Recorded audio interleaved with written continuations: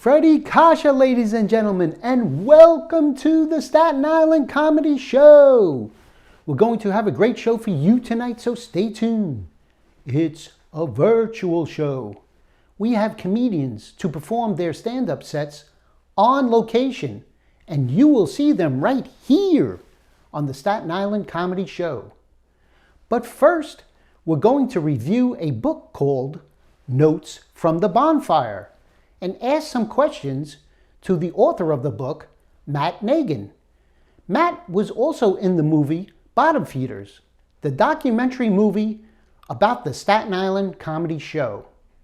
His performance in the movie was one of the funniest parts of that show. If you want to check out the movie Bottom Feeders, go to my website, or the Bottom Feeders website, bottomfeedersthemovie.com. Without further ado, Matt Nagin, ladies and gentlemen. Hi, Matt. What is the title of the book, and what inspired you to write the book of poems? The name of this poetry book is Notes from the Bonfire. I've written poetry for many years. Ever since I was 16 years old and saw the movie The Doors with Oliver Stone and decided I wanted to be Jim Morrison. My first poetry book was called Butterflies Lost Within the Crooked Moonlight. Then I put out Feast of Sapphires. This is my third book, and the reason I put it out there was I had a very rough experience with COVID-19. I landed in the ER and I was down in the pits, okay? So my options were really bug the guy at the suicide hotline, and you can only call so many times, right? So, or write these little poems and turn them into a book, and I chose option B. Okay, can you tell us one of the funny poems in the book? A lot of humorous poems in the book. It's very morose and sort of depressive, but what I do is I have one poem called Anyone, where we talk about the difficulty of selling poetry today. I mean, you tell someone you got a poetry book today, and then they flee. I mean, they look at you like you're a zombie, and you're trying to consume what's left of the brainstem. I mean, it's dangerous selling poetry. I mean, you're better off selling Watchtower pamphlets, right? I mean, you could be in a cult and people will be like, well, that at least it's not poetry. So there's a little bit about that, and about a poetry book costs $7. You get a Netflix subscription for $6.50. So who's gonna read poetry? You gotta be a lunatic to write it. You gotta be insane. You gotta be locked up, because poetry, I mean, today is like, oh, you know what I want to do? Poetry. But it's a little humorous. I agree, it's not that funny. If I was going for the joke, it wouldn't have been a poem. Okay, who designed the book cover? The dynamic cover for Notes from the Bonfire was designed by Julia Noel Goldman. The theme, flames flying off the page. Great thing about this cover is if someone gets offended, they want to have a book burning, I'm one step ahead of you, huh? Just light a match where it says, burn here. In closing, do you have anything else to say about the book? The final thing I'd like to leave you with about my poetry book is it was a response to the coronavirus and the madness of 2020. I came down with the illness in March in New York, in what was the first epicenter, and it was a harrowing experience. The world was upended. I thought the zombies were coming. So I decided to write this poetry book as a way of processing all the madness I'd experienced and possibly help others to deal with how our world has shifted. 50% of the profits go to Doctors Without Borders, pick up a copy, Notes from the Bonfire.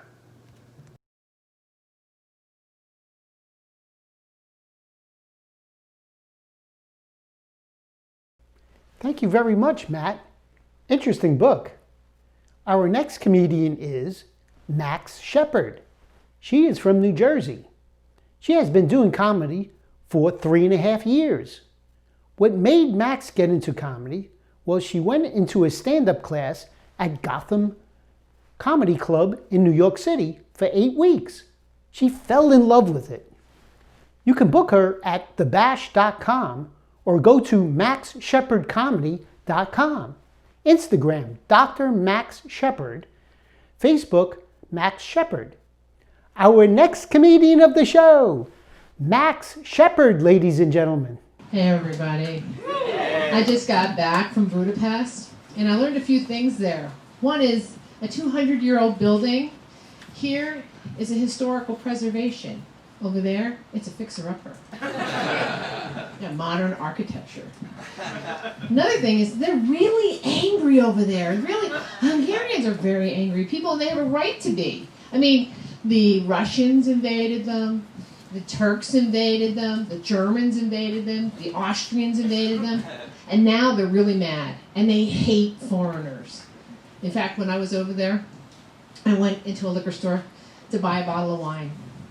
And I'm looking on Google to see if the wine was in quality. Well, I have to tell you, when I was a kid, my sister and I were raised by a Hungarian mother, and the only thing she taught us were 2 phrases. First one was, Isten baszol meg, which means God and the second phrase is a kurva anyádat. Your mother's a whore. So I never thought these phrases would ever be of value until I'm in that liquor store and I'm buying that bottle of wine. And I'm looking in my Google to see if it's of value. And the checkout lady starts with, Isten baszol. I'm like, really? You're going to go there? Oh, okay. Okay. So I get cursed out by the checkout lady, pay my stuff, and leave.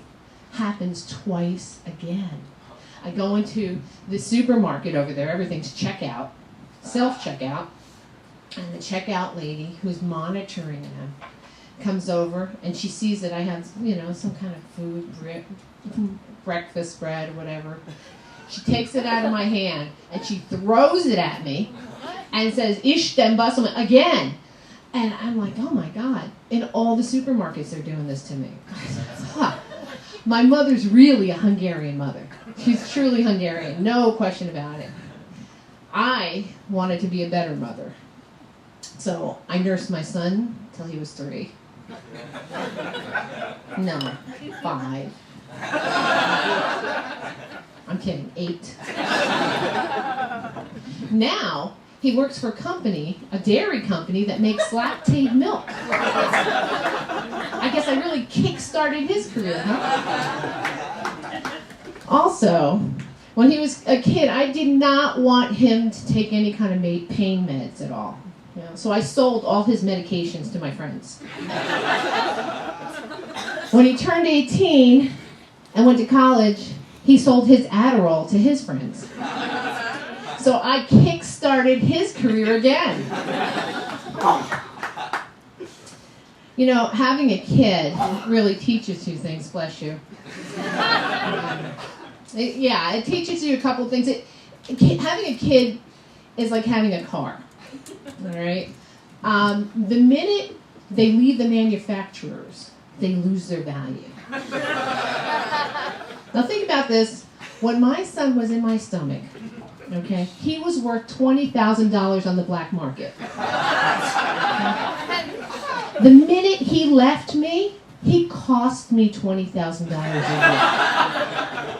year. Not kidding.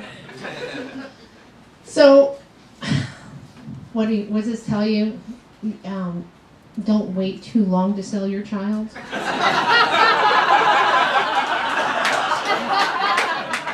I should have got a Honda. It would have kept its value. The parts were cheaper. And the insurance premium was a lot cheaper. Yeah. So I was a physics teacher for 20 years. How many physics people out there? Holy cow. I guess geek is in, right? So the thing I want to tell you is that I wanted my son to learn physics. So when he would fall and hit his head, I'd say, oh, there's gravity. When he wouldn't clean his room and I'd throw out the toys, that was projectile motion. When he would poop in the, in the toilet, I would say, look, those are floaters and those are sinkers. There's density, right? And when your dad isn't around, that's called friction.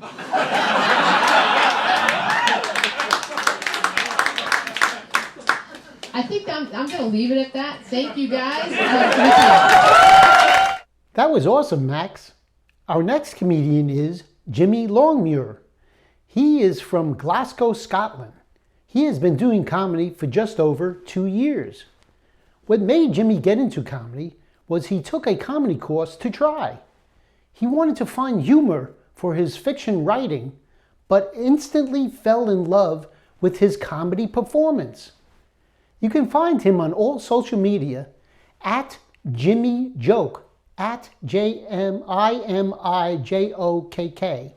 And he has a podcast interviewing comedians under the pandemic called Oh Lockdown, How We Laughed, at How We Laughed, on Facebook and Anchor.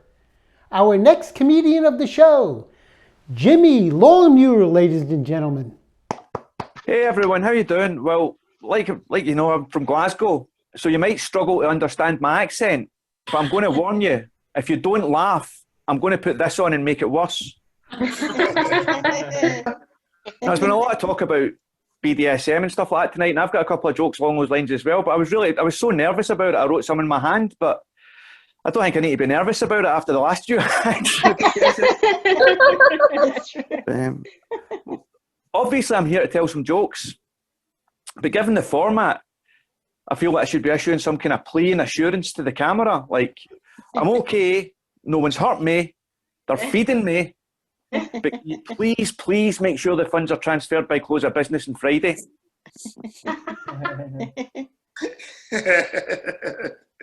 I'm just joking, I'm getting used to these gigs now. I've done gigs all over the world from the comfort of my own home. I've done a gig in Los Angeles from the living room. I've done a gig in New York from the bathroom. I've done a gig in Paris from the kitchen and I was sitting on a plate. Totally smashed it.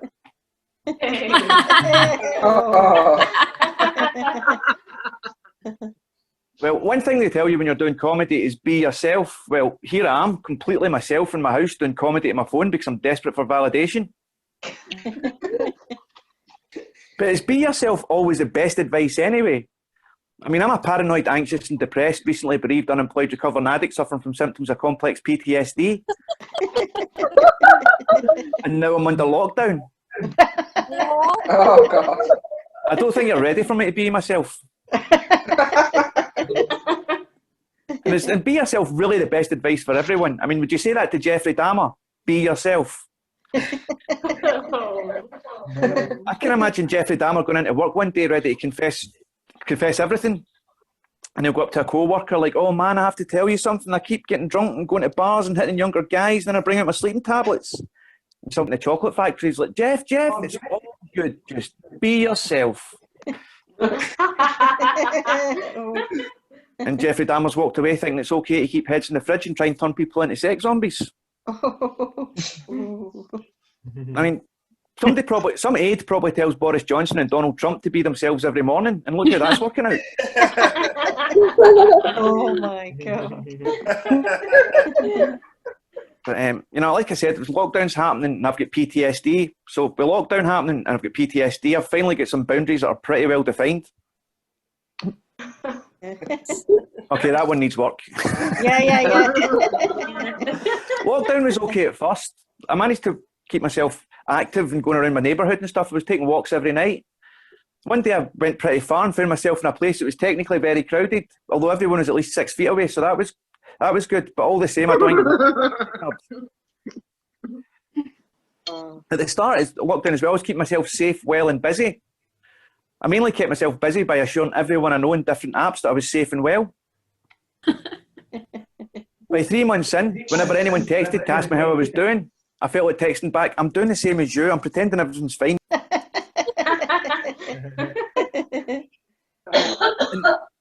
I actually get sick of wanking in lockdown. I didn't even know you could get sick of wanking. I blame 5G. I think David Icke was right about 5G. I thought 5G was going to be good news for shut-in porn addicts. I mean, even monkeys in captivity enjoy a little wank from time to time. I know that for a fact because that was an awkward family outing. But if you were a zookeeper, what do you do about a monkey that keeps wanking anyway? I'm sure it's much harder to explain to an 8-year-old why your monkey doesn't have any hands. See, in the middle of the lockdown, we actually had a really good situation here in Britain with Captain Tom Moore. Captain Tom Moore's a 100-year-old man, and he'd done 100 laps of his garden and earned in excess of 40 million for charity. I thought that was amazing until, I really thought about it. We've seen old guys that like to keep fit, charm the public, raise money for charity and have a presence around the NHS and the pop charts before. And Jimmy Savile made us all look very foolish. Now, I'm pretty paranoid, but I think for now we should definitely keep the lads and lassies well away from Tom Moore. Certainly by at least 2 metres. You've done a lot of jokes about the lockdown, but I'm not going to do any jokes about the coronavirus itself. There's been a lot of talk about online dating tonight in the show, but Tinder actually wasn't worth doing at the start of lockdown because you couldn't meet anyone. But I was kind of relieved to come off Tinder anyway, because by the time lockdown happened, I was using pictures of myself on stage. And every time I messaged a girl, she was saying, "You're just looking for material, aren't you?" And I was like, "Yeah, have you got any?" Going out on all these crazy dates. But I think the reason I was going out on all these crazy dates is because my last relationship was pretty toxic. In fact, it was so toxic, you could have used its energy to get a DeLorean back to 1985.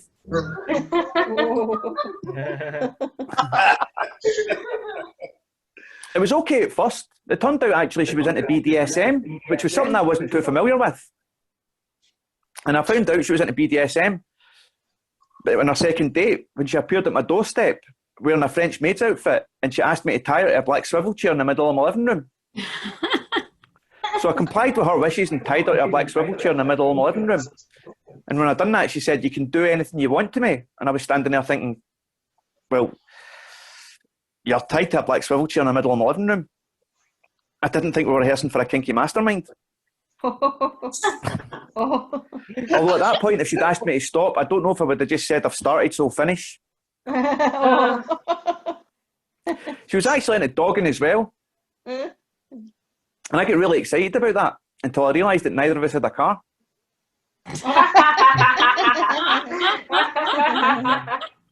And she was into other stuff as well. She was into arts and crafts and dance and all these types of fiction and dress up that I'd never heard of, like steampunk. Now, I don't know if you know, but steampunk is Victorian era cyber fiction, which was pretty appropriate because she turned out to be quite a gaslighter.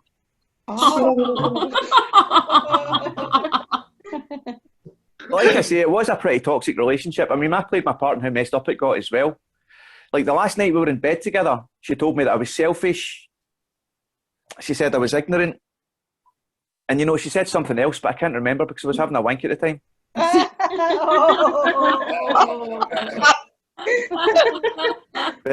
So we split up and I got on Tinder, and then I had to come off Tinder because of lockdown. But then I managed to get a little Tinder date tonight. It was really cool. Oh. Yeah, it was really nice. I was going along and met her, you know, we were responsibly distanced and all the rest of it, and we're chatting away, and she seemed to really like me, and I really liked her. I thought she was really nice. And at one point I leaned over to take her hand, and she looked and stood up and stormed off, and I was like, where are you going? What's happened? Why are you going away? And she said, "Why do you have BDSM and dogging toxic relationship and gaslight are written in your hand.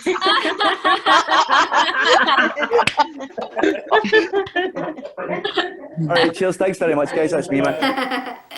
Our next comedian is Alex Blodgett. Alex is from St. Louis, Missouri, and has been doing comedy now for about a year. When he was younger, he grew up watching stand-up comedy, SNL, and other sketch comedy shows. One day, he told himself, hey, I'm pretty funny. Maybe I could do comedy. If you would like to see more of Alex, you can find him on Facebook at Alex Blodgett Comedy, or on Instagram at It's Me, Alex Blodgett, or on Twitter at Alex_Blodgett. Ladies and gentlemen, Alex Blodgett! Hi, I'm autistic. Alex. Introductions are my thing. So, I have a form of autism called Asperger's. If you don't know what that is, it just makes me socially awkward. My communication is equivalent to someone leaving a like on Facebook on a traumatic event. My friend posted, my grandma died. Like.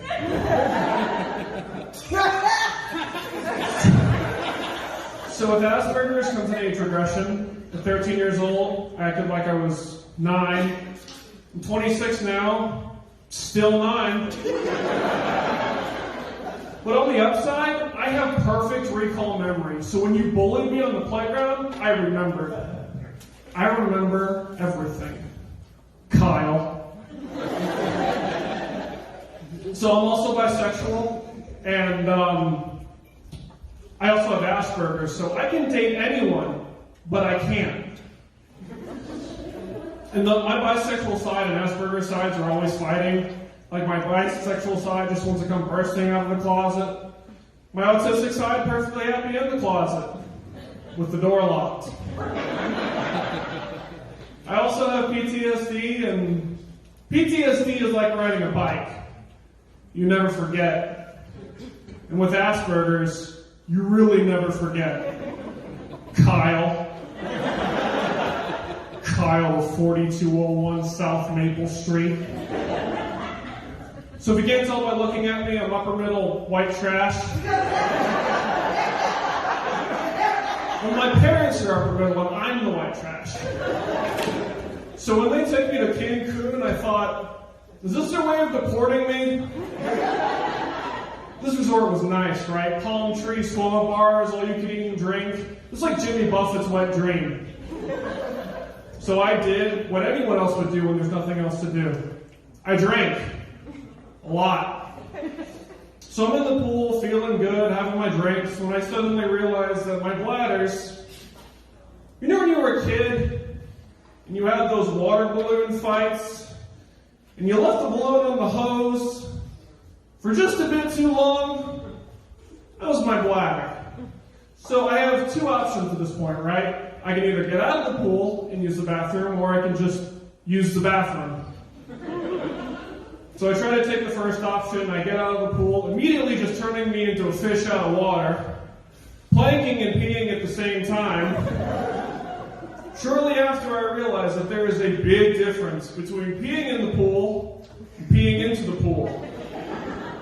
One will get you a dirty look, and the other is a Class B felony charge. So I work for a mobile provider. I can't tell you which, but I'm on it. For those of you who didn't laugh, you got to think a bit broader on the spectrum. And as a result of this, I am just sick and tired of hearing about people complain about explaining technology to boomers.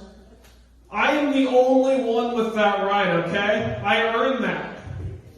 They come in with their phones while asking for help, while just also having hardcore porn and just an open tab. Like they wanted me to find it. They're like, hey, I want you to fix my email, but I also want to give you a little taste of what I'm into. I like to think that boomers just get around like a round table style and just think about ways for the younger generations. Because every other tab that isn't porn is always a house ad. They thought, hey, how can I sexually harass this guy while also bragging to him that I can afford real estate? One of those porns that went in the tab was one of those cliche office pornos, because even in their porn, boomers want the characters to have a job. Yeah, it's not cool. The worst part about that story is that's true, first of all. I just haven't gotten a chance to tell my therapist about it yet. I don't like going to my therapist's office. He always has these creepy crawlies and everything like that. Saw Daddy Longlegs in there the other day. Daddy Longlegs sounds like the name of a retired NBA player who's also a pimp on the side. Sounds like the type to get all gassed up and say something like, "Yo, I'm Daddy Longlegs." By the way, if you're picturing me as a black man, you're racist. That was Larry Bird. Thank you so much, guys. I'm listening to That's the end of the show. I want to thank everyone for watching. And if you are a comedian and you want to come on the show, message me on Facebook, Nevin Cummings. Also, if you want to see previous episodes of the Staten Island Comedy shows, go to my YouTube channel, Nevin Cummings Comedy, and please subscribe. Also, visit my website, nevincummingscomedy.tv. There you'll find information about me and the show. Also, please like my Facebook page, Nevin Cummings Comedy. Goodbye. See you on the next show.